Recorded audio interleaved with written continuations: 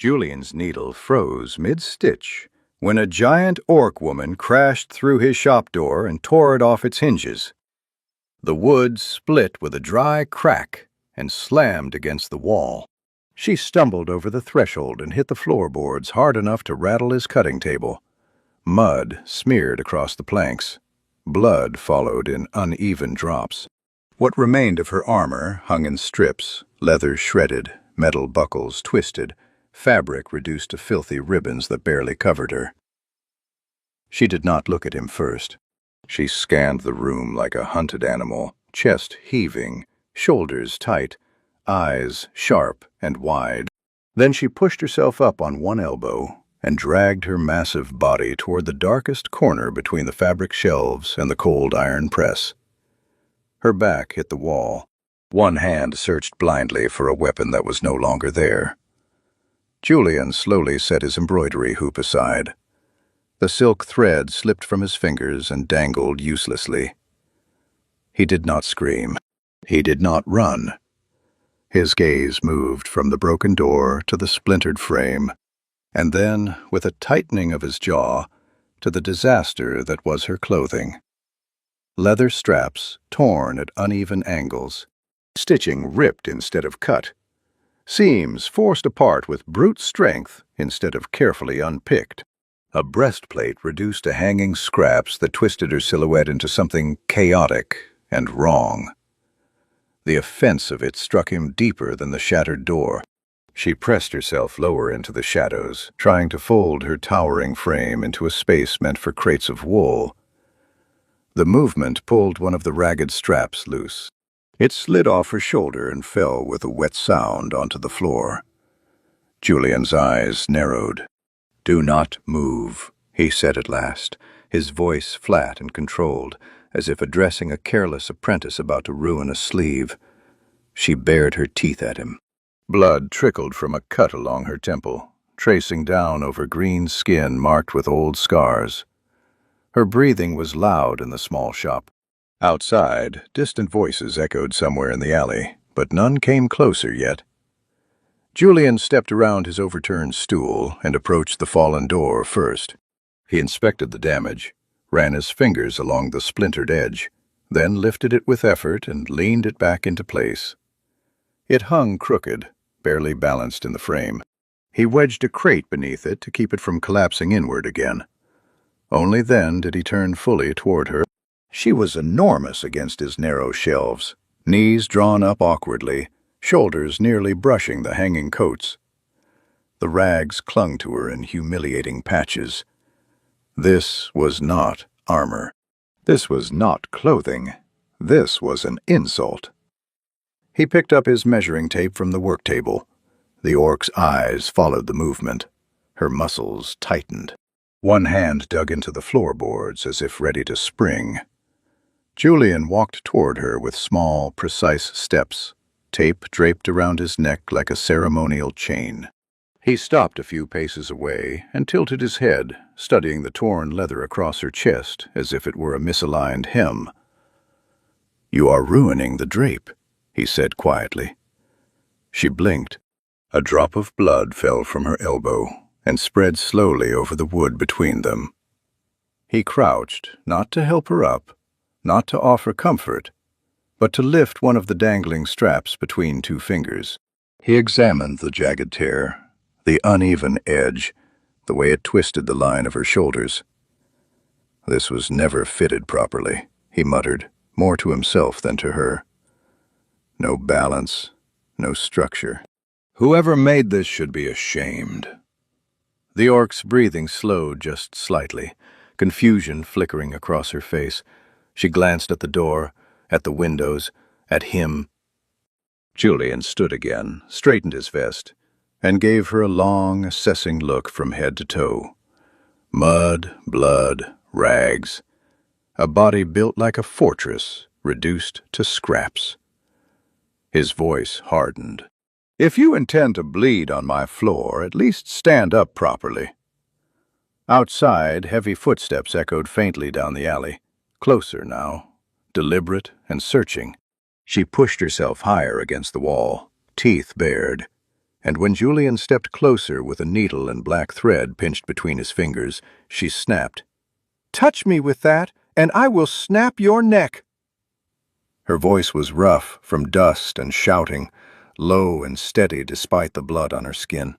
The threat filled the small shop easily. It should have been enough to make any sane man retreat. Julian did not retreat. He stopped at arm's length, close enough to see the uneven stitching that held together what remained of her leather top. He glanced at her hands, large enough to crush his throat without effort, then back to the torn seam hanging crooked over her ribs. His expression tightened, not in fear, but in sharp disapproval. "If I intended to harm you," he said calmly, lifting the needle slightly, "I would not choose such a blunt instrument." Her nostrils flared.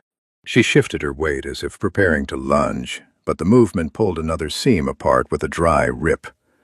The sound made Julian wince. He leaned forward and caught the loose edge of leather before it fell away completely. "Stop doing that," he said, irritation creeping into his voice. "You are making it worse." She stared at him as though he had spoken in another language. Blood slid down her forearm and dripped from her elbow again. He noticed it only because it threatened to stain a roll of pale linen behind her. With a quick motion, he dragged the linen out of reach and set it on the table. Then he crouched slightly to inspect the damage more closely, keeping his movements precise and economical. "You are holding your shoulders unevenly," he continued, as if conducting a routine fitting for a noble client. "One side is higher. It twists the line. Stand straight." He gestured with the needle, not at her throat, but at her posture. She let out a low growl, the sound vibrating in her chest, yet she did not strike. Instead, confusion crept into her expression. No one in the pits had ever spoken to her about lines or balance. They had shouted orders. They had thrown chains. This small human was frowning at her like she was an apprentice who had botched a hem. He reached forward suddenly and pinched the torn leather at her side, pulling it together to examine how it had originally been cut. Her muscles tensed under his touch. The needle hovered dangerously close to her skin. For a second, the air between them felt tight enough to snap. "Hold still," he said, sharper now. "If you flinch, I will prick you, and then you will bleed even more on my floor." Her eyes narrowed. "You fear nothing," she muttered, voice quieter but no less hard. "I fear asymmetry," Julian replied without looking up. "And incompetence." He began stitching the torn edge with small, fast movements, repairing just enough to keep the leather from falling apart entirely. His hands trembled slightly, but the stitches remained even. She watched him from above, breathing slowing despite herself. The needle flashed in and out of the dark material, pulling it into shape. When he finished the temporary seam, he leaned back on his heels and examined his work critically. "This is only to prevent further disgrace," he said. "You cannot remain like this." She followed his gaze downward, taking in the shredded armor, the strips that exposed too much, the humiliating chaos of it. Her jaw tightened. She crossed one arm over her chest, the gesture almost protective. Julian stood and met her eyes at last. There was no mockery in his face, only offense on behalf of the fabric. "You may threaten my neck if you wish," he said evenly, draping the measuring tape into his hand, "but you will not sit in my shop dressed like a battlefield accident." Outside, heavy footsteps paused somewhere beyond the crooked door, and a voice called out a name that did not belong to Julian. Julian flicked the measuring tape open with a sharp snap and stepped closer before she could decide whether to bare her teeth again, and the orc watched him as if he were mad, her back still pressed to the wall, while he circled her slowly, studying angles and proportions instead of the size of her fists. He did not ask permission. He did not comment on the blood drying along her ribs. He simply lifted the tape toward her shoulder and said, "If you continue to hunch like that, nothing will fit correctly. Stand up." She did not move at first. Her eyes darted to the crooked door, then to the windows, then back to him. He reached forward and tapped her sternum lightly with 2 fingers, firm but not aggressive. "Straight," he insisted. "You are built like a tower. Stop pretending you are a pile of laundry." The words seemed to land harder than any insult. Her jaw shifted. Slowly, with visible reluctance, she pushed herself off the wall and rose to her full height. The movement forced Julian to tilt his head back, the top of her shoulder nearly aligned with the hanging lamps. She was bruised, scarred, and still shaking from whatever she had fled. But when she stood fully upright, the space around her changed. Julian nodded once, satisfied. He stepped in close, so close that the edge of her torn leather brushed his vest, and wrapped the tape around her chest, careful to keep his touch efficient. The tape looked fragile against her broad frame. His fingers worked quickly, calling out numbers under his breath, memorizing them rather than writing them down. He measured her shoulders, her waist, the length of her arm from shoulder to wrist, the distance from collarbone to hip. Each time the tape slid across her skin, her muscles tightened, ready to react. At one point she caught his wrist in her hand, not squeezing, just holding. The difference in size was absurd. His entire wrist disappeared in her grip. He froze, meeting her gaze. There was no pleading in his eyes, no apology. "If you break my hand," he said quietly, "you will remain in rags." For a long second she did not release him. Then, slowly, her fingers opened. He withdrew his hand and continued measuring as if nothing had happened. "You are not afraid," she said, her voice lower now, less sharp. "I am busy," he replied, stepping back to assess her silhouette. He squinted, adjusting his position slightly to see how the patched leather pulled at her side. "Fear wastes time." She looked down at herself, at the crude stitches he had just placed to keep the armor from falling apart. The thread was straight, even, intentional. It held. He moved to his work table and pulled out a roll of heavy, dark cloth, laying it flat with care. He glanced back at her and gestured toward the center of the room. "Come here. Light is better." She hesitated, then took one heavy step forward. The floor creaked under her weight. Another step. She stopped where he pointed, standing awkwardly in the open, as if expecting chains to drop from the ceiling. Julian began marking chalk lines across the fabric with quick, precise strokes. His hands moved with confidence that did not match the tremor in his fingers. He glanced up at her again. "Lift your arms." She did, slowly. The torn leather shifted again, exposing more scars along her side. Old cuts, burn marks, evidence of years treated like livestock in a ring.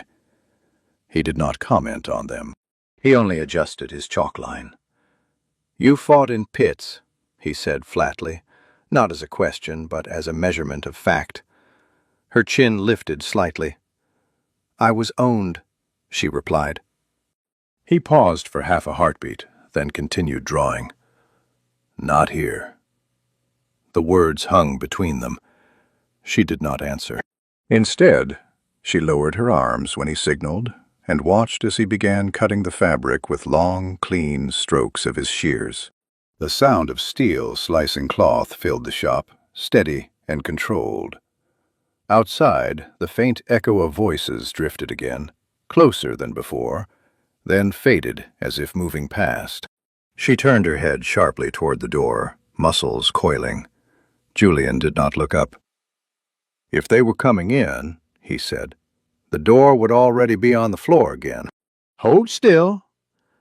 He gathered the first cut panels and stepped toward her, lifting one against her torso to judge the fit. The dark fabric covered the worst of the rags immediately, restoring a shape that looked deliberate instead of broken. He adjusted it at her shoulder, smoothing it down over her chest with brisk, professional motions. She stared at him, confusion deepening. No one had ever covered her like this without intent to bind her. "You make no sense," she muttered. Julian gave a small, irritated exhale. "On the contrary," he said, aligning the edge of the cloth along her side, "this is the first sensible thing that has happened to you all day." He stepped back, head tilted, assessing. For the first time since she had burst through his door, she was not shrinking into a corner. She stood in the middle of the room, half wrapped in dark fabric, towering and uncertain, while a disgraced tailor examined her like a masterpiece in progress. And outside, somewhere at the far end of the alley, a heavy object struck brick with a dull, rhythmic knock. Julian pushed the newly cut panels aside and pointed toward the narrow door behind his cutting table. Then, without ceremony, he said, "You will rest before I continue, because exhaustion ruins posture." And the orc blinked at him as if he had suggested something obscene. He crossed the small space to the back room, opened the door, and revealed a bed hardly large enough for him, neatly made, blanket-folded with strict symmetry. He returned carrying a clean cloth and a chipped ceramic cup, setting both down on the table with the same care he used for silk. She remained standing where he had left her, half draped in dark fabric, breathing slower now, but still ready to bolt. He dipped the cloth into a basin of water and stepped toward her again, lifting his chin in a silent order. "Sit," he said, nodding toward a sturdy wooden chair reinforced with extra braces. After a pause that stretched too long, she lowered herself onto it, the wood groaning under her weight. He began wiping the drying blood from her forearm without comment, movements brisk and practical.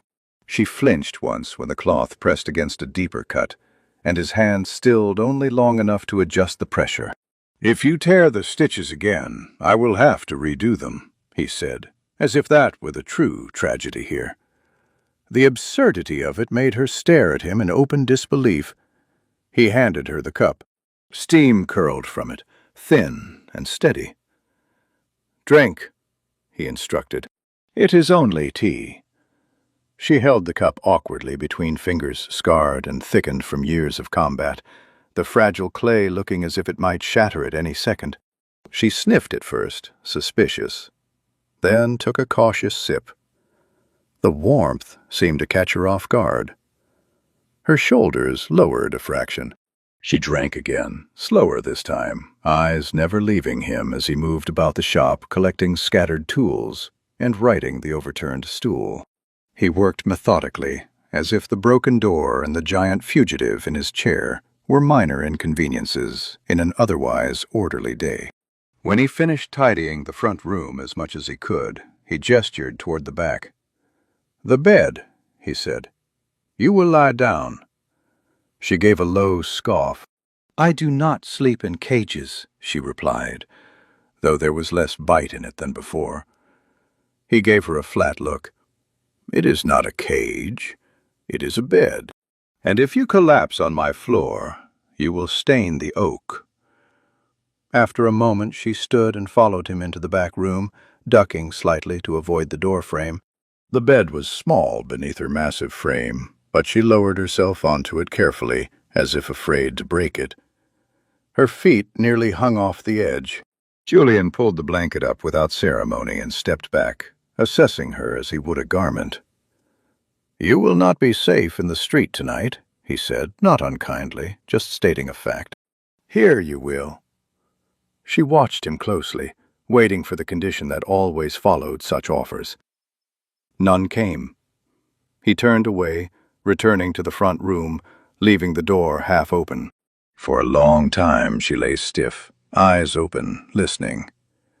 The shop was quiet except for the soft scrape of his scissors trimming loose threads, and the occasional clink of metal tools being set into place. No chains, no shouting, no betting crowds, just the steady rhythm of a man working late. Eventually her breathing deepened. One hand, which had remained clenched on the blanket, as if ready to fight even in sleep, slowly relaxed. The cup of tea sat empty on the small crate beside the bed. In the front room, Julian paused in his cutting and glanced toward the doorway, ensuring she still breathed evenly.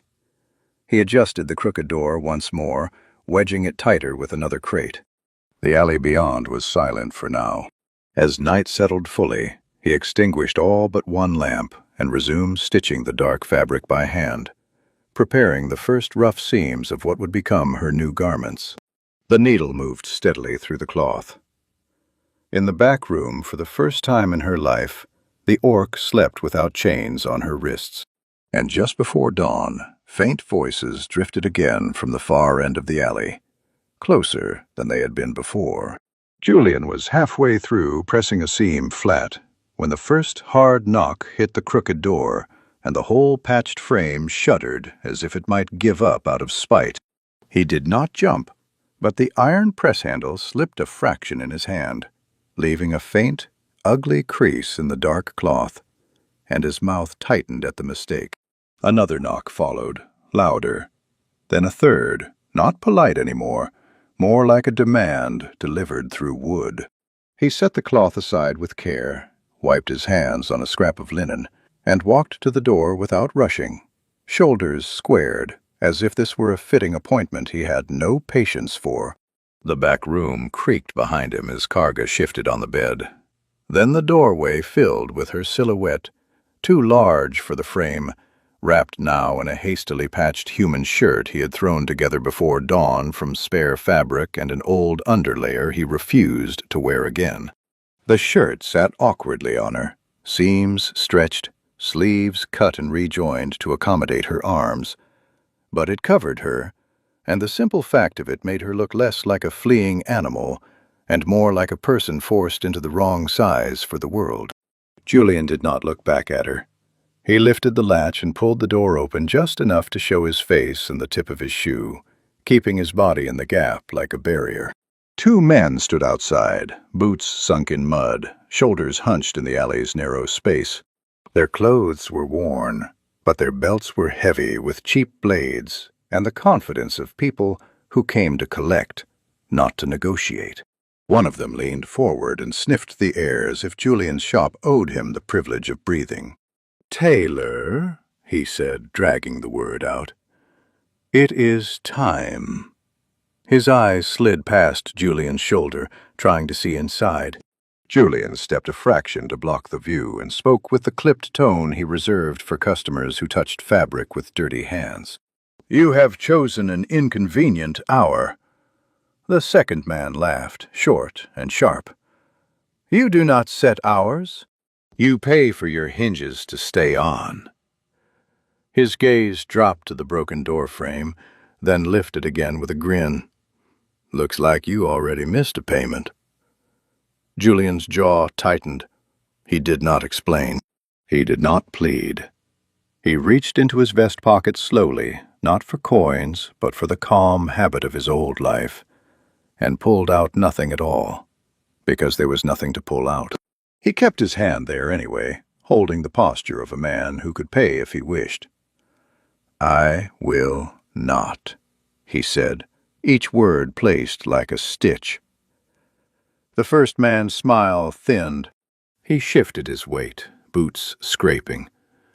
"You will," he replied, and raised a hand as if to push the door wider. Julian's shoulder moved instantly, closing the gap, and the wood creaked under the pressure. For a heartbeat, it was just the two men and a frail tailor bracing himself against a shove he could not stop. Then a shadow fell over Julian's shoulder, thick and solid, and the alley seemed to shrink.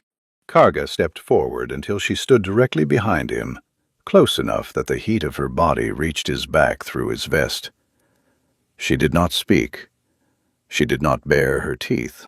She simply straightened to her full height in the doorway, head nearly brushing the top beam, patched shirt hanging from her like a banner that had survived a war. Her hands rested at her sides, relaxed, but the scars across her knuckles and the old bruising on her forearms told the story of what those hands had been trained to do. One of the men looked up, and his grin vanished so fast it was almost comical. The other took a half-step back without realizing it, boots sliding in mud.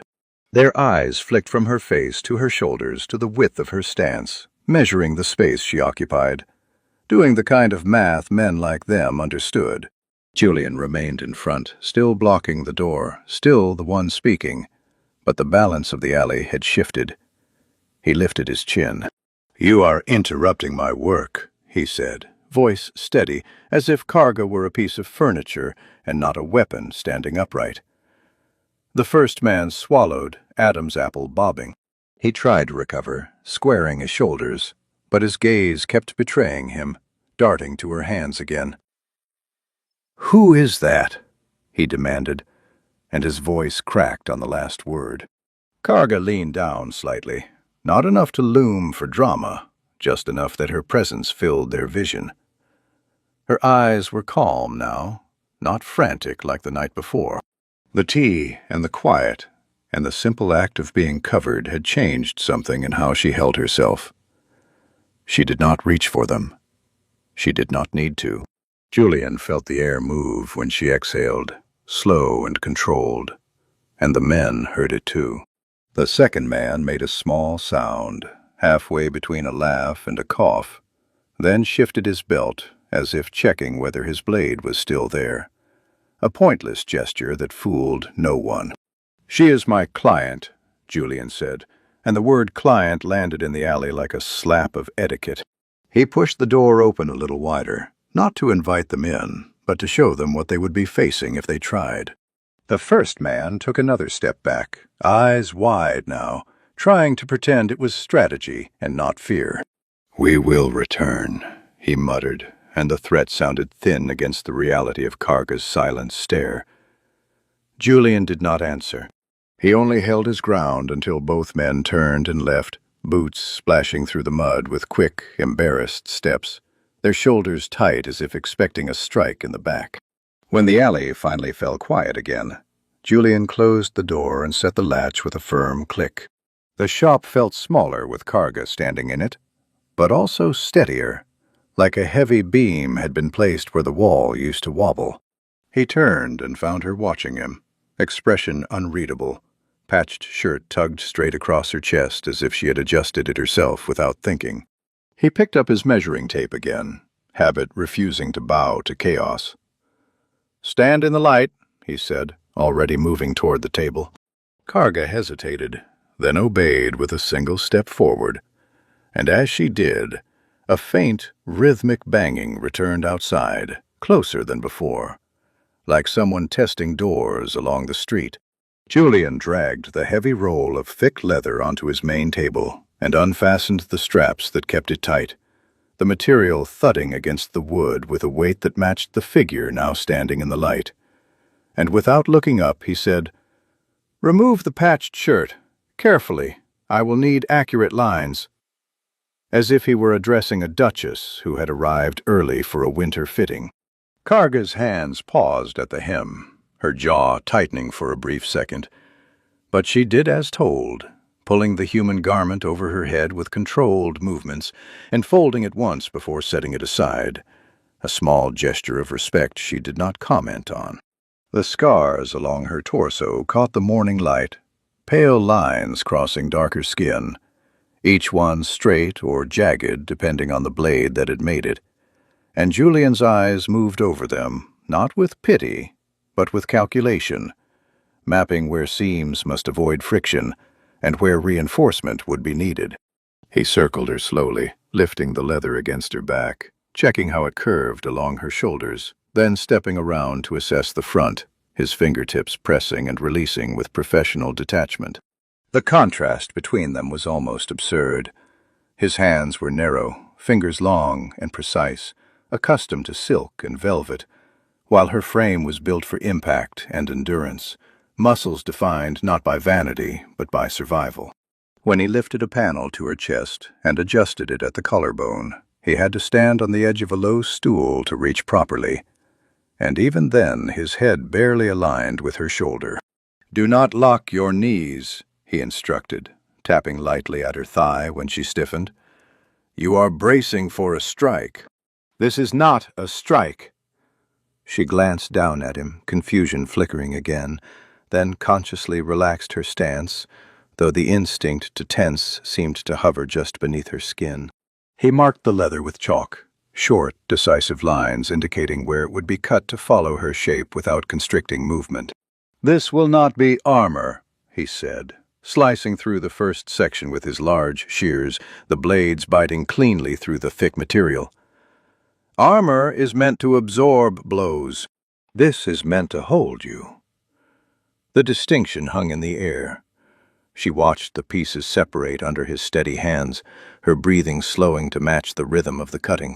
He moved to the iron press, testing its handle with a practiced grip, and the machine gave a protesting squeal as he lowered it to flatten a seam. The sound was wrong. He lifted the press again and tried once more. The hinge stuck halfway, jerking unevenly. His mouth pressed into a thin line. "Of all mornings," he muttered, nudging the mechanism with irritation. Karga stepped closer, drawn by the metallic complaint. She examined the press without asking permission, her large hands hovering near the hinge. Julian instinctively placed himself between her and the delicate parts, then hesitated when he saw the way she was studying the broken pin rather than the structure. "It sticks," she observed, voice neutral. He exhaled through his nose. "Yes, it sticks." Without further comment, she reached past him, fingers closing around the iron bar that served as the lever. The size difference was stark. Where his grip covered only a portion, hers swallowed it entirely. She lifted the press with a single smooth motion, exposing the warped hinge beneath. Julian stepped back, ready to protest if she crushed it, but she did not. Instead, she braced the base with her foot and applied pressure at a precise angle, metal groaning as it shifted back into alignment. There was no flourish in the movement, only efficient strength. She lowered the press carefully and released it. Julian tested the handle again. This time it descended evenly, pressing the leather seam flat without protest. He looked at the hinge, then at her, then back at the hinge, as if recalculating the laws of his small universe. "Do not bend it again," he said finally, the closest he came to gratitude. She snorted softly, not offended. He returned to the leather pieces, aligning them along her torso and pinning them temporarily to assess the fit. The pins looked insignificant against her skin, but she held still, eyes forward, allowing him to adjust the angle of the shoulder seam and the curve at her waist. When a pin grazed an old scar, she flinched, and his hand paused. He shifted the seam half an inch to avoid the tender line. "This will sit better," he said, almost to himself. As the structure began to take shape, the garment no longer resembled scraps held together by necessity. It suggested intention. Broad shoulders defined by clean lines, waist drawn in slightly to allow movement without bulk, panels layered to create depth rather than weight. Karga watched the transformation with growing focus, her gaze following his hands as if tracking a sparring partner. He stepped back again, studying her in the half-assembled leather, head tilted critically. "You are built for balance," he said, adjusting a panel that hung too low. "Whoever dressed you before tried to make you look larger than you are. That was unnecessary." She raised an eyebrow. Larger was all she had ever been asked to be. Outside, something heavy scraped along brick, followed by a muffled voice, too distant to make out the words, but close enough to tighten the air. Karga's head snapped toward the sound, muscles tensing again, ready to revert to the stance he had just corrected. Julian did not look toward the window. He picked up another pin and met her eyes. "Hold the line," he said firmly, and this time when she straightened, she did it not from fear, but because he had told her to. Julian unlocked a narrow wooden chest beneath his work table and drew out a carefully wrapped bundle, the movement deliberate and almost ceremonial. And when he unfolded the layers of plain cloth, a length of deep blue silk caught the light with a quiet sheen that did not belong in a slum shop with a broken door. He held it in both hands for a moment, inspecting it for dust as if it were still destined for a royal court, instead of standing before a former pit fighter. And then he turned toward Karga without announcement. The leather base of her new garment was pinned but unfinished, strong and structured, yet raw. And the silk in his hands was the opposite, fluid and soft, expensive in a way that could not be hidden. She saw it and stiffened, eyes narrowing slightly, as if expecting a trick. Silk had never been meant for her kind, not in the world she knew. He stepped onto the stool again to reach her shoulders and said simply, "Do not move." His voice quieter than before, not sharp now, but firm. The silk brushed against her collarbone as he lifted it over her shoulders, and she inhaled sharply at the unfamiliar sensation, the fabric sliding over scarred skin without catching, without scraping. For a second her hands twitched at her sides, fingers flexing as if she might tear it away. Instead, she closed her eyes. The change was subtle, but unmistakable. Her shoulders lowered, not in defeat, but in surrender to the moment. She stood perfectly still, chin level, breathing slow, allowing him to arrange the silk across her upper back and chest, to smooth it down along the leather beneath.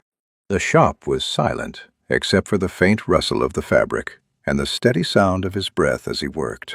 He adjusted the fall of the silk so it framed her shoulders rather than hiding them, guiding it to follow the lines he had already cut into the leather. His fingers moved with practiced precision, pinning the silk at strategic points, creating a contrast between strength and refinement. He stepped down from the stool and circled her, checking how the light caught the blue against her skin. The color deepened the green, made the old scars look like marks of history rather than damage. She did not open her eyes. She remained still, as if any sudden movement might break whatever fragile arrangement had formed between them. He reached up once more to straighten the edge near her throat, his knuckles brushing lightly against her jaw. She did not flinch. The trust in that stillness was louder than any threat she had made the night before. He tugged gently at the fabric to ensure it did not pull too tight across her chest, then smoothed it flat with the side of his hand. "There," he said softly, though he had not yet finished. Her eyes opened slowly. She looked down at the silk draped over her body, at the way it moved when she shifted her weight, at how it did not restrict her but accompanied her. She lifted one arm slightly, testing the range of motion, and the fabric followed without resistance. Her brow furrowed, not in anger, but in something like disbelief. "This will tear," she said, voice low as if warning him. "Not if it is cut correctly," he replied, already reaching for needle and thread. "And not if you stand as you are standing now."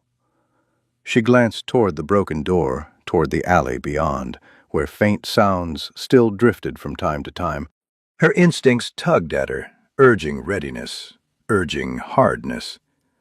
The silk rested on her shoulders like a quiet argument against that life. Her jaw tightened, and for a moment it seemed she might strip it off and return to the familiar roughness of leather alone. Instead, she straightened further, as if accepting the challenge of wearing something that did not belong to the arena. Julian began stitching the silk into the leather with small, nearly invisible seams, binding the two materials together so that neither overpowered the other. His hands worked steadily, the tremor from earlier replaced by focused control. He did not rush. He did not waste thread. Each stitch was placed as if the garment were not just clothing, but a statement he refused to compromise. When he finished securing the first section, he stepped back and studied her again. The blue silk framed her shoulders like a banner of her own choosing, not one forced upon her by a pitmaster.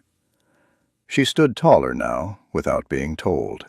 Outside, a heavy fist struck the far end of the alley wall again, closer than before, and a voice called out a name that carried weight and ownership.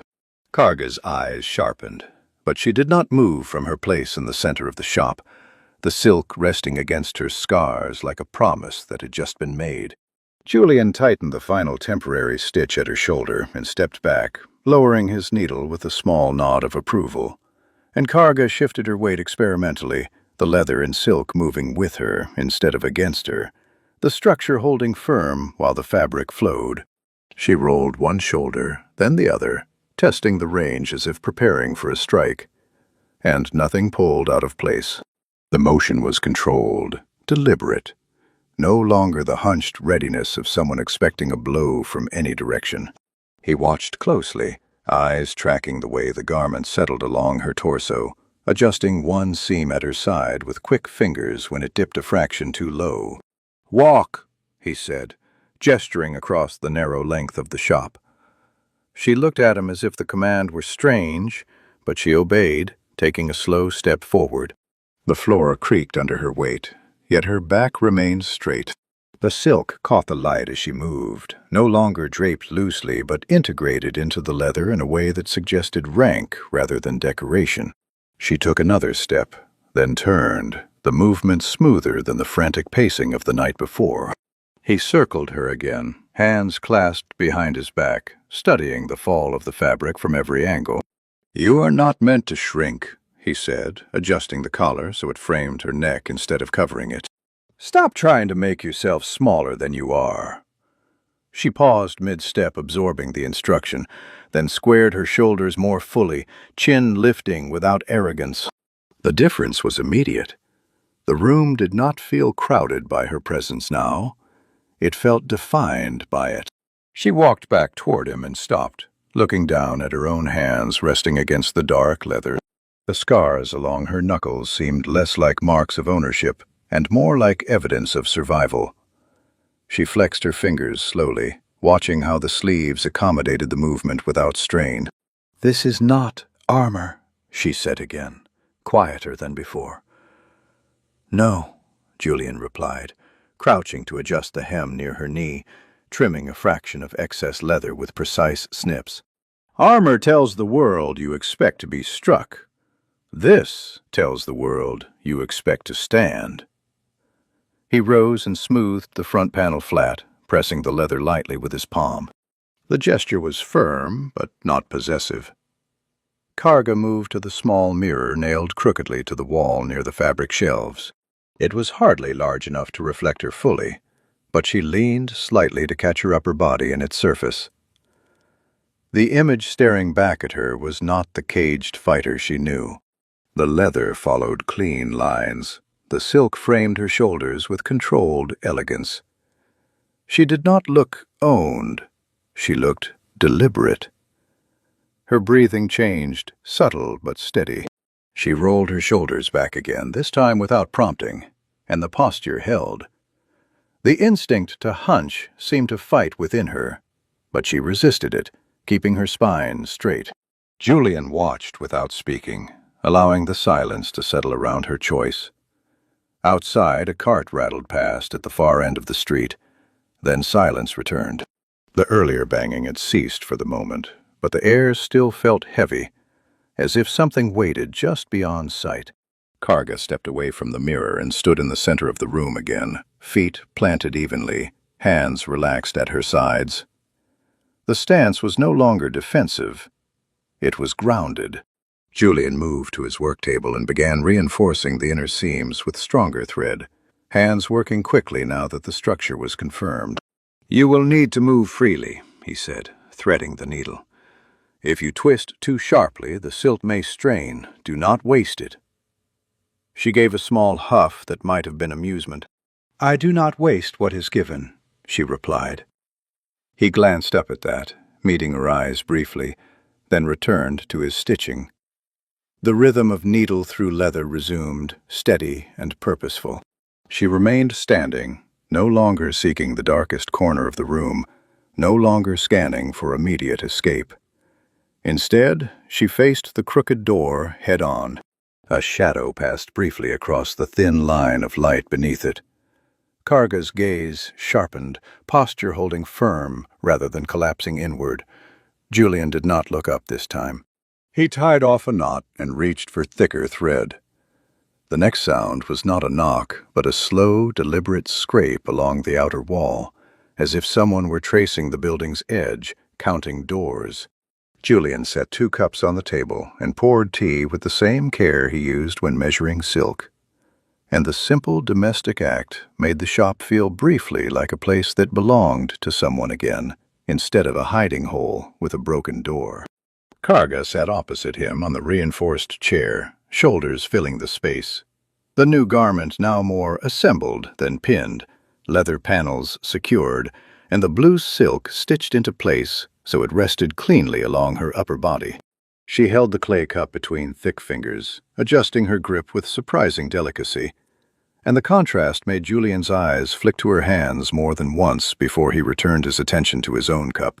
He took a sip and set it down, then reached for a scrap of fabric beside his plate of needles and began trimming loose threads with small snips. He could not fully stop working, even now. His hands needed something to correct. Karga watched him for a while, eyes following the motion of blade and thread, the quiet in her face not empty but wary, like a guard standing at ease, yet ready. "You do this," she said at last, voice low, "for all." The question was blunt, not romantic, not softened. Julian did not answer right away. He tightened one last knot, then finally looked at her. "I do it," he said, "for the work." He lifted his cup again, drank, and his gaze flicked to the crooked door as if checking the world remained at bay. "People come to me for clothing. Clothing is not a favor. It is a contract." Karga's eyes narrowed slightly. "And if I leave?" she asked. "You lose." Julian's jaw tightened. He set the cup down carefully, aligning it with the edge of the table. "If you leave," he replied, "you will take my silk with you, and I will have wasted something I cannot replace." His voice was sharp, but the statement was not a threat. It was the closest he could come to admitting he had invested in her. Karga looked down at the silk on her shoulders, then back at him. "In the pits," she said, words slow. "They covered us in paint." To make the crowd laugh. To show we were not warriors, only beasts. Her fingers tightened slightly around the cup, then loosened again before the clay could crack. "They never used cloth like this." Julian's hands paused over his thread for a fraction of a second. He did not offer comfort. He did not apologize for a world he had not built. He simply pulled the thread taut, neat and even. "Then they dressed you incorrectly," he said. Karga gave a short exhale, almost a laugh, but it died quickly. She took another sip of tea, and the warmth seemed to steady her. The shop was quiet enough that Julian could hear the faint scrape of her nails against the cup's rim. Careful, controlled, as if she were learning the weight of something fragile. For a moment, the two of them sat like that, the table between them scattered with tools and scraps, and the silence did not feel like a gap. It felt like something being held in place, like a seam pinned before stitching. A faint sound drifted through the shutters then, not loud, not sudden, but rhythmic, like a knuckle testing wood. Tap. Tap. Tap. Julian's gaze snapped to the window. Karga's head turned slightly, ears angling toward the street. The tapping stopped. Another sound followed. A low murmur. More than one voice, close enough to carry intent, but not clear enough to make out words. Julian set his cup down, slower this time. His fingers moved toward the heavy iron shears hanging on the wall by habit rather than bravery, then stopped short as he forced himself to remain still. Karga did not reach for a weapon, because she had none. Instead, she placed her cup down with care and stood, the chair creaking under the shift. She did not hunch. She did not retreat to the corner. She stepped beside the door and faced it. Julian rose more reluctantly, body lighter and weaker, yet his posture sharpened, pulled upright by stubbornness. He reached for the latch, then hesitated, listening. A pause. Then the sound of something wet dragging along stone, like a smear being traced. Karga's eyes flicked to him. "They follow blood," she said quietly, the words carrying certainty rather than fear. Julian's mouth tightened. He looked down at the floorboards near the threshold, at the faint stains that had dried darker overnight, and his fingers curled into his palm as if pinching thread. He had cleaned, but not enough. He had patched, but not sealed. The tapping returned, heavier now, not on the shutters, but directly on the door, slow and confident, as if whoever stood outside knew exactly what was behind it and had no need to hurry. The knocking turned into a heavy, deliberate pounding that made the crooked door jump against its frame, and Julian's hand went to the latch not to open it, but to brace it, fingers pressing hard against wood that had already failed once. The voice that followed did not shout. It rolled through the alley with calm ownership, calling Karga's name as if summoning livestock rather than a person, and each syllable landed slow and certain. Karga's shoulders tightened beneath the leather and silk, the old reflex rising in her spine, and she took one step back as if preparing to tear the new garment off before it could be damaged. Her hands moved toward the fastening at her side, fingers already seeking the seam. Julian turned sharply and caught her wrist, not with force, but with urgency, his grip small against her skin, yet unyielding. "What are you doing?" he demanded, voice low and tight. She did not look at him at first. Her gaze remained fixed on the door as the pounding came again, harder now, the hinges groaning. "I will not ruin it," she said, words clipped. "They will drag me. It will tear." Her fingers tugged at the edge of the silk, careful even in panic. He stepped in front of her, forcing her to look down at him. The difference in height was almost absurd, his head barely reaching her chest, yet his stance blocked her hands from undoing the work. "You will not remove it," he said, each word placed with the same precision as a stitch. The pounding outside intensified, a boot striking wood, followed by a rough laugh from one of the enforcers. Dust shook loose from the doorframe. Karga's jaw clenched. "They own me," she said flatly, the statement shaped by years rather than belief. Her fingers flexed again, torn between obedience to survival and the new weight of the silk on her shoulders. Julian's eyes hardened. "They own nothing in this room," he replied, voice rising for the first time. "And my work is not made to hang in a corner." Another blow landed against the door, splintering one of the upper panels. Light sliced through a new crack, thin and bright. Karga's breathing quickened, but she did not rip the garment away. Instead, she looked down at the leather fitted to her frame, at the silk stitched firmly into place. Her hands hovered, uncertain. Julian released her wrist and moved past her toward the work table, grabbing the heavy iron shears from their hook on the wall. The weight of them dragged his arm slightly downward, but he adjusted his grip, holding them in both hands. "Masterpieces," he said, not looking at her now, "are made to be worn in battle if necessary." His knuckles whitened around the handles. The pounding stopped abruptly, replaced by a low murmur outside, then the scrape of metal against wood.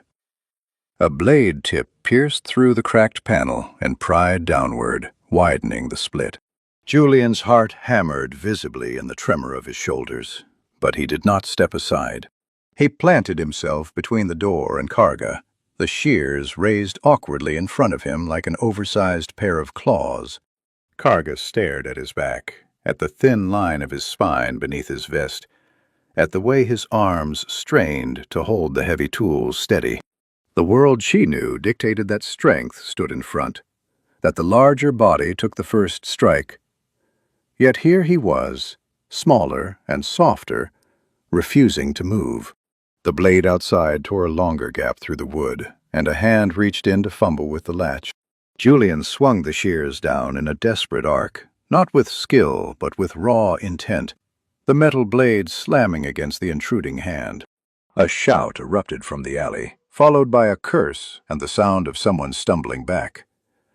Karga's eyes sharpened, something shifting in them. She stepped forward, not to surrender, but to stand directly behind Julian, close enough that her presence pressed against him like a wall. Her hands no longer reached for the seams of her garment. They hung at her sides, ready. Outside, the voice that had called her name earlier spoke again, louder now, edged with irritation rather than calm. "Open!" it commanded, as if the door's obedience were inevitable.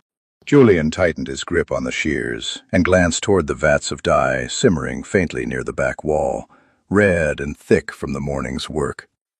Steam curled upward in slow spirals. He swallowed once, then shifted his stance. The next Udar did not test the door. It crashed against it with full force, and the top hinge finally gave way. The upper hinge tore free with a sharp crack, and the door sagged inward, held only by the lower pin and the stubborn weight of the crate Julian had wedged beneath it. And splinters rained across the floor as a heavy boot slammed through the broken panel to clear the rest. Julian stumbled back half a step, the iron shears dragging his arms down with their weight. But he forced himself upright again, planting his heels against the floorboards as two enforcers shoved their way into the narrow shop. The first man through the gap was broad and scarred, one sleeve rolled high to reveal a branded mark that matched the symbol painted on the pit walls, and his eyes locked immediately on Karga, not with relief but with possession. Behind him, another man squeezed in, ducking under the hanging coats and knocking over a stack of folded linen without apology. "Found you," the first one said, voice low and satisfied, as if this were a simple errand completed. His gaze slid over the leather and silk fitted to her body, confusion flickering for a second at the sight of something so deliberate, then hardening into annoyance. "You dress her up now," he added, looking at Julian with open disdain, "like she is something to keep." Julian did not answer. He raised the shears higher, though his hands shook, and positioned himself squarely between the men and Karga. The blades looked small compared to the clubs hanging from the enforcers' belts, yet he held them as if they were forged for war. The second man stepped forward and shoved him in the chest, not hard enough to break bones, but enough to send him stumbling back into his cutting table, tools clattering to the floor. Karga moved instantly at that, her foot sliding forward, but she stopped herself before striking, eyes flicking to Julian as he pushed himself upright again, face pale but jaw locked. He did not retreat behind her. Instead, he stepped forward once more, lifting the shears in an awkward, defensive arc that forced the closest enforcer to hesitate. "You will not touch her," Julian said, breath tight in his chest. The first man laughed, a harsh sound that filled the cramped room. "She is not yours to protect," he replied, reaching out as if to grab Karga by the arm. His fingers brushed the leather at her sleeve, testing the material with a smirk. "This comes off." Julian reacted before thought could catch up. He swung the shears downward in a clumsy but desperate motion, the heavy blades biting into the wooden handle of the club the man had begun to raise. The impact jarred his arms painfully, but it knocked the weapon aside long enough to create space. The second enforcer lunged forward to seize Julian by the collar, and in that scramble, Julian's foot caught the edge of one of the dye vats simmering near the press. The vat rocked dangerously. Steam burst upward as it tilted, thick red liquid sloshing over the rim. Julian's eyes darted to it, and in a sudden, reckless motion, he shoved the entire vat forward with both hands. The boiling dye cascaded outward in a wide arc, splattering across the chest and face of the man closest to him. A scream tore through the shop, raw and startled, as the red liquid soaked cloth and skin alike, staining everything in its path. The man staggered back, blinded by heat and color, crashing into the shelves and sending bolts of fabric tumbling to the floor. The second enforcer recoiled instinctively, throwing an arm over his face to shield from the spray, and in that instant of chaos, the balance shifted. Karga stepped forward. Her movements were no longer frantic or wild. They were controlled, deliberate. each step placed with the stability Julian had drilled into her posture. The leather held firm along her shoulders, the silk framing her as she drove her palm into the chest of the second enforcer, sending him stumbling backward into the broken door. She did not roar. She did not snarl. She simply advanced, forcing them to retreat. Julian, breath ragged, grabbed the shears again with both hands and positioned himself at her side, rather than in front of her this time. The first man, still shouting and wiping at his face, tried to regain footing, but the floor was slick with dye and scattered cloth.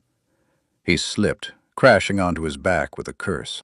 From the alley beyond the shattered doorway, a heavier set of footsteps approached, slower and more measured than the others, and the voice that had called Karga's name earlier spoke again, closer now, edged with cold irritation.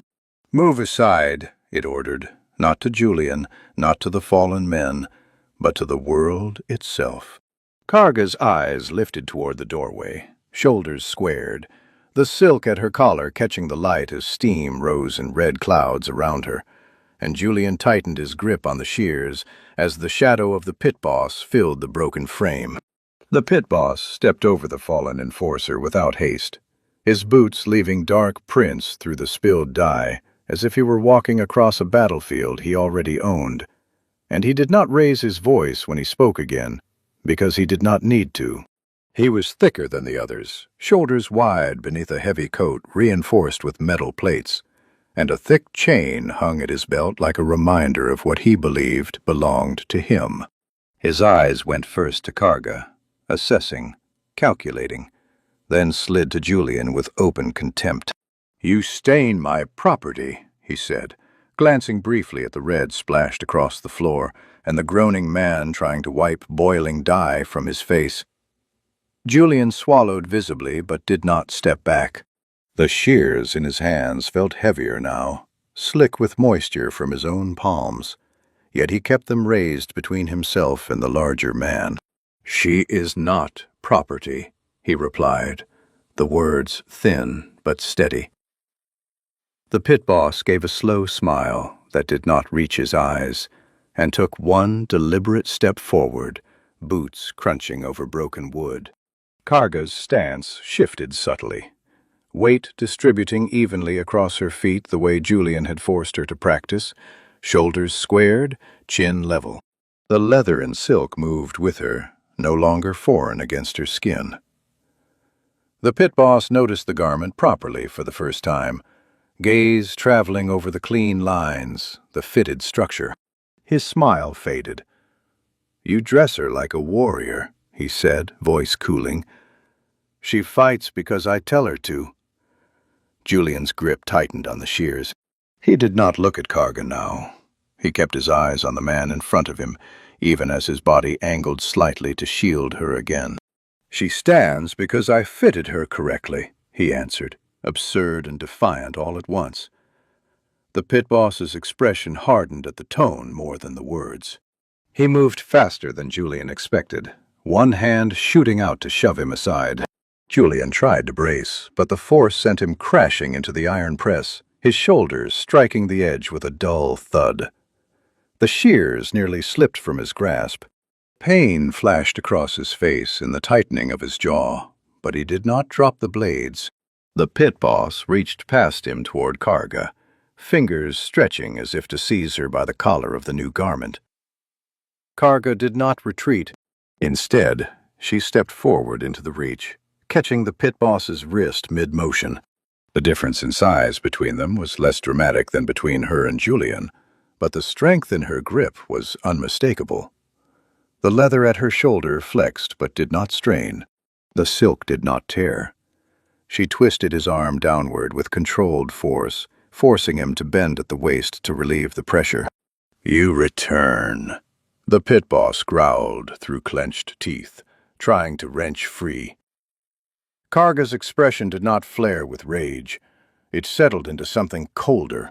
"No," she said, the word simple and final. He swung his free arm toward her ribs, aiming for a bruising blow meant to break resistance quickly. The strike landed, but the leather absorbed part of it, distributing the impact rather than letting it focus on bone.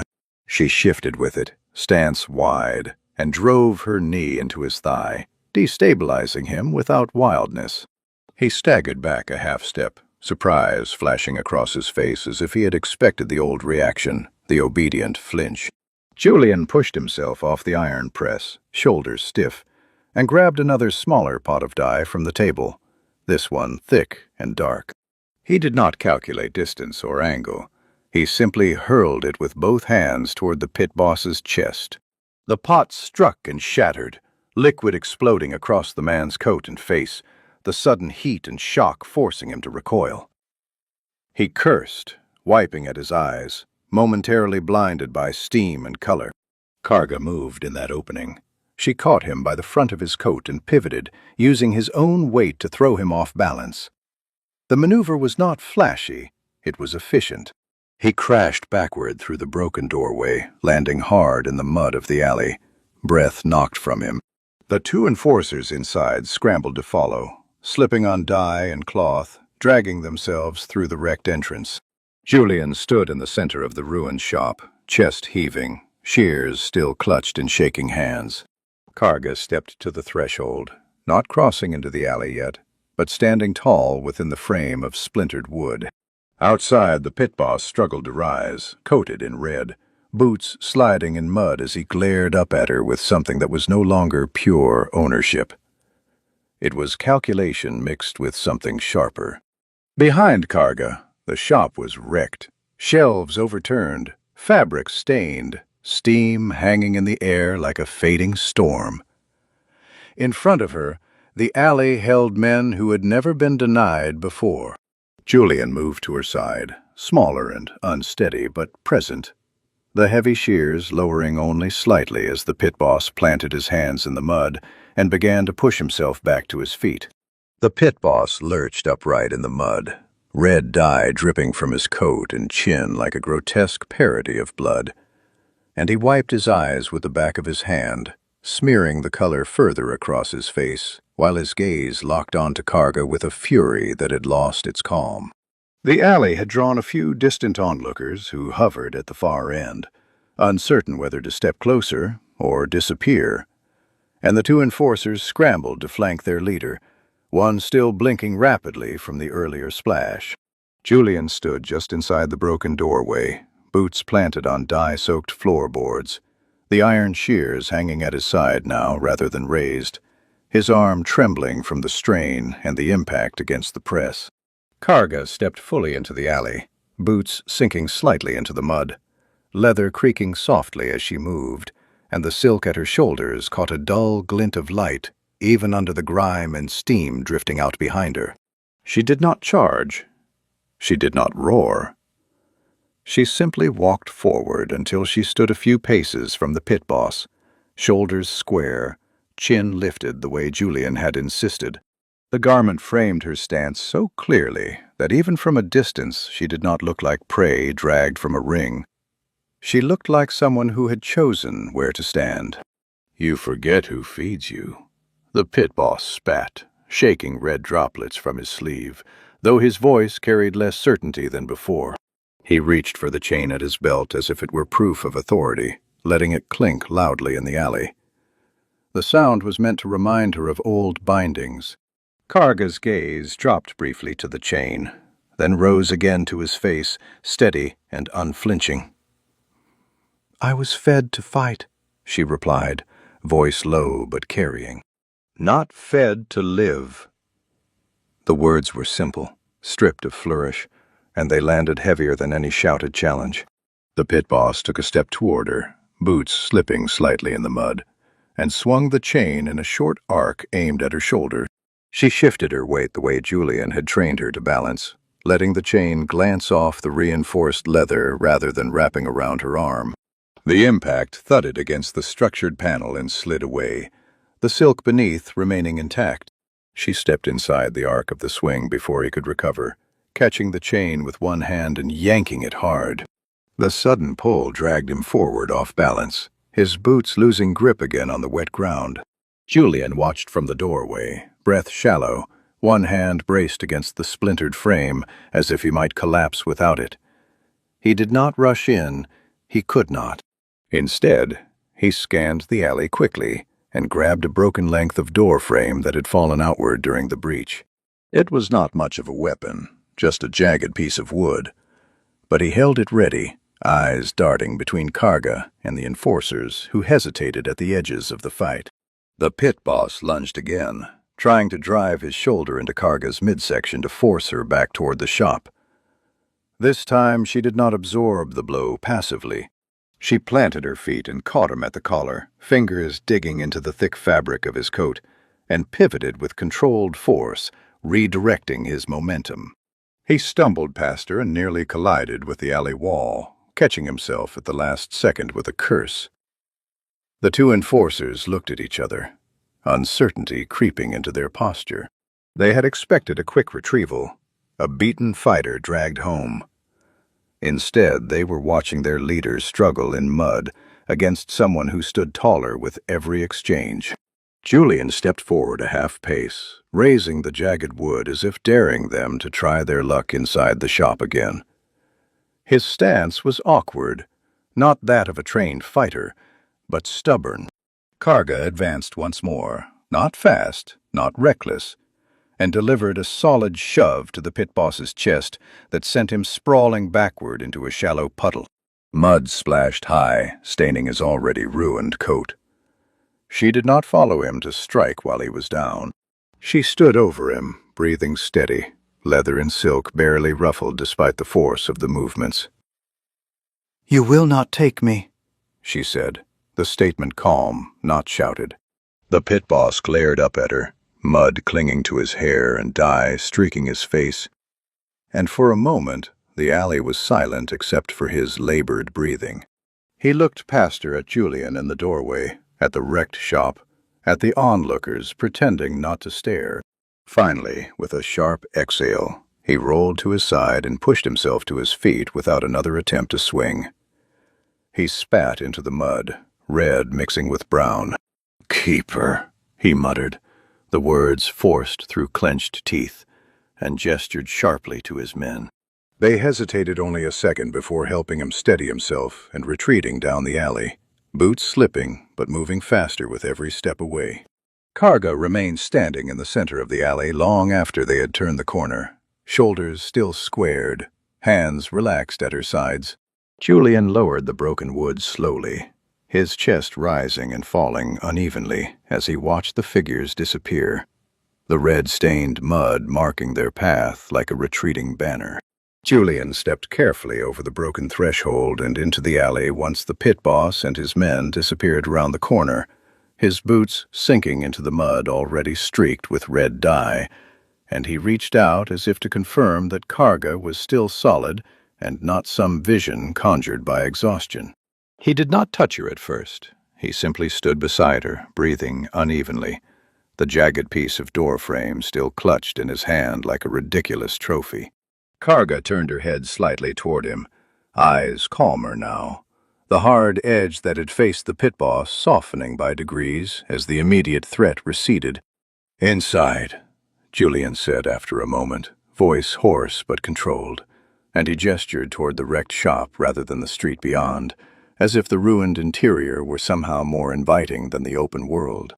She obeyed without argument, stepping back over the broken door and into the space that now looked like the aftermath of a storm. Shelves half-emptied, fabric scattered, dye pooled and cooling across the floorboards. The steam had thinned, leaving the air heavy and damp. Julian set the splintered wood aside and surveyed the damage with a tailor's eye rather than a victim's. He moved first to the overturned cutting table, righting it with effort, then to the fallen bolts of cloth, lifting each carefully to assess whether the dye had ruined them entirely or if salvage was possible. His movements were slower now, the strain in his shoulder evident in the slight hitch when he lifted heavier pieces. But he did not complain. Karga stood in the center of the room for a few seconds, as she had done before, leather and silk still intact, mud spattered along the lower hem. Then she bent and began gathering fabric as well, her large hands surprisingly gentle as she shook excess dye from the edges and folded what could be saved. The sight of her massive frame moving through the wreckage with deliberate care shifted the atmosphere of the shop from chaos to quiet repair. At one point she paused near the iron press, examining the dent Julian's body had made against its side. She ran her fingers lightly over the metal, then glanced toward him. He noticed and waved the concern away with a short motion. "It will hold," he said, even though his shoulder protested when he reached for another roll of leather. She stepped closer without comment and lifted the heavier bolts for him, setting them on the table with controlled strength that did not strain the seams of her garment. The blue silk at her shoulders was smudged near one edge, but it had not torn. Julian noticed immediately. He approached with a small cloth and dabbed at the stain, careful not to spread it further. He had to stand on the stool again to reach properly, and as he did, the absurd contrast returned. A slender human adjusting the collar of a towering orc who had just thrown a pit boss into the mud. "Hold still," he murmured, focusing on the fabric rather than the memory of the fight. She obeyed, eyes forward, posture straight. He smoothed the silk flat, checking the stitching along the collarbone. None of the seams had split. The leather panels remained aligned. His jaw loosened slightly at the confirmation.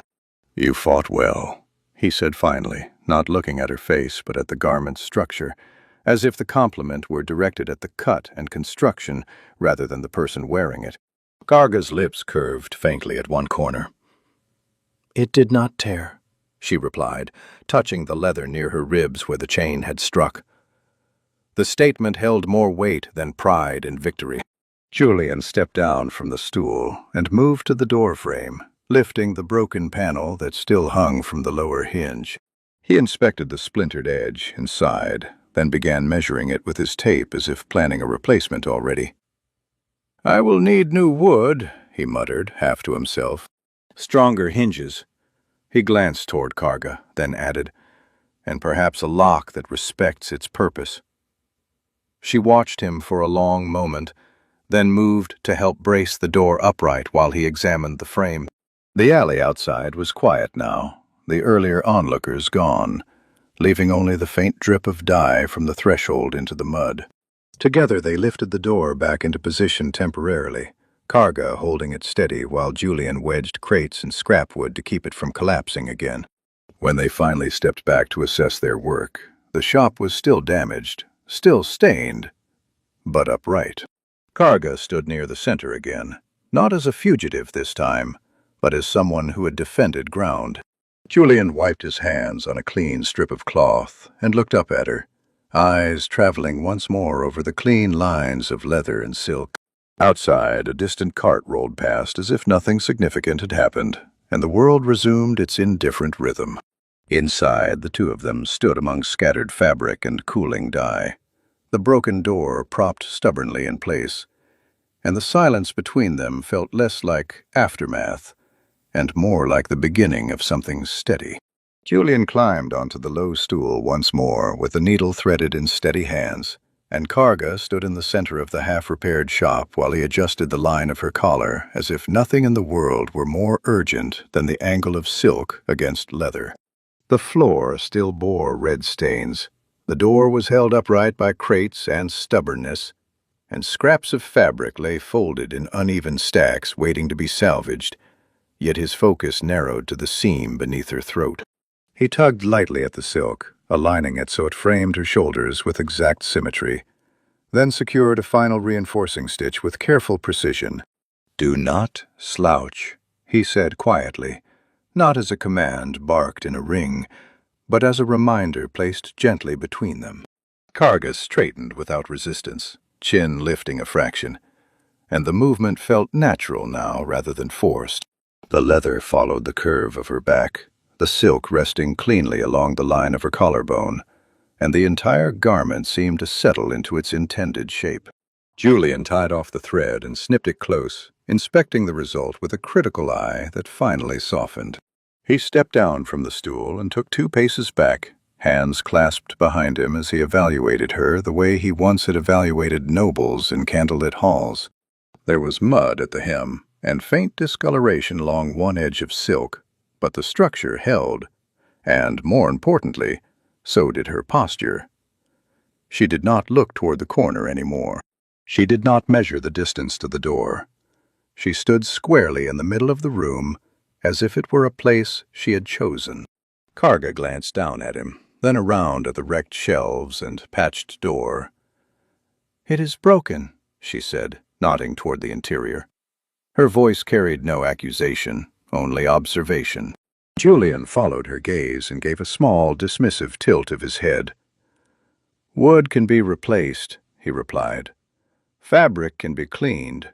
Hinges can be reinforced." He paused, then added, "Standards are harder to rebuild." She studied him for a moment, eyes steady, and then moved toward the fallen iron press. Without being asked, she set her hands beneath its heavy base and shifted it back into perfect alignment against the wall, adjusting it with controlled strength until it sat level. Julian watched the movement closely, as if committing the new arrangement to memory. He walked over and tested the lever once more. It descended smoothly, pressing an abandoned scrap of leather flat without complaint. Together they began the quiet work of restoration again, Karga lifting and sorting, Julian trimming and restacking, their movements falling into an unspoken rhythm. When he reached for a bolt too heavy for his sore shoulder, she handed it to him without comment. When she hesitated over a piece of stained silk, he took it gently and demonstrated how to dab rather than scrub.